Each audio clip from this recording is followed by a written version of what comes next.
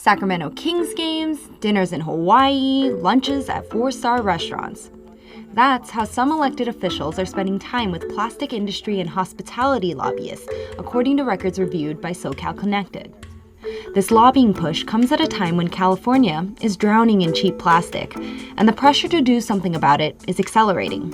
But California is one market the plastics industry can't stand to lose.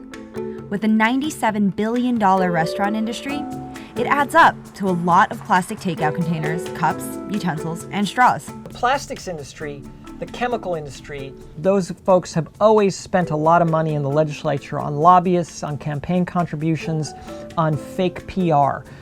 These lobbyists are paying for $164 tickets to Sacramento Kings games, $147 dinners in Hawaii, and $600 accommodations at 4-star waterside hotels.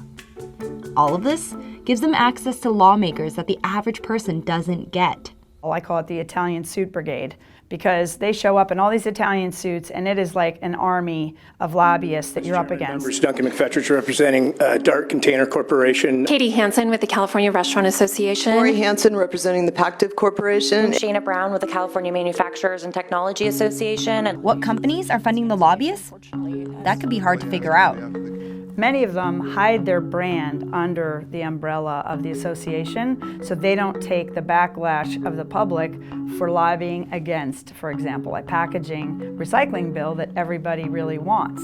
Take PepsiCo, the parent company of brands like Pepsi, Tropicana, Gatorade. In the last legislative term, PepsiCo gave $3 million to the American Beverage Association.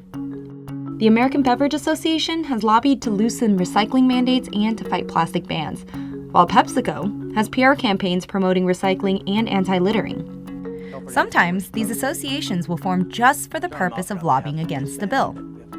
That's what happened when California proposed a ban on single-use plastic. Good afternoon, Mr. Chairman and members. Paul Bauer on behalf of the Californians for Recycling and the Environment in opposition to the bill. When was that founded, that organization? Earlier this year. Yeah. Californians for Recycling and the Environment's president is Philip R. Rosinski, who also happens to be the VP of Public Affairs for one of the leading manufacturers for plastic packaging. There are companies, though, who pay to influence as themselves. Dart Container Corporation, one of the biggest manufacturers for foam cups, is one of them. So what we did here was essentially map out who Dart lobbyists were having dinner with, lunches with, who they might have donated to. $60,000 with Moriyama Consulting, $84,000 with Cotter Wedge, and $120,000 with Mercury Public Affairs. In November 2017, 8 assembly members and 1 senator had dinner paid for by Dart Container and American Beverage Association in Hawaii. This Hawaii trip was part of an annual week-long lobbying junket paid for by the nonprofit Independent Voter Project to bring together lawmakers and various industry leaders. Shortly after that trip, some of these same assembly members co-authored a bill that favored Dart Container. AB 2921 was a bill that was introduced 3 months after Hawaii, specifically creating a recycling and recovery program for foam. This bill was proposed despite multiple reports and testimony from cities across California saying that recycling foam is not economically viable. But the pressure to fight plastic pollution and to hold manufacturers responsible for their products is rising. If manufacturers had to buy back all of their packaging, our recycling economics issue would be solved. In September 2019, the state legislature came close to passing one of the most comprehensive bans on single-use plastic.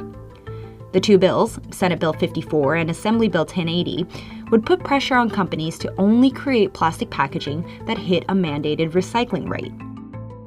In the first 10 months of 2019, $7.7 million was spent by all kinds of companies and groups to lobby these 2 bills.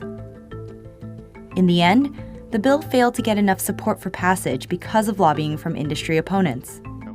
Lawmakers will have one more chance to get this bill to Governor Newsom's desk in January 2020, but it's a pretty safe bet that the lobbyists will be back.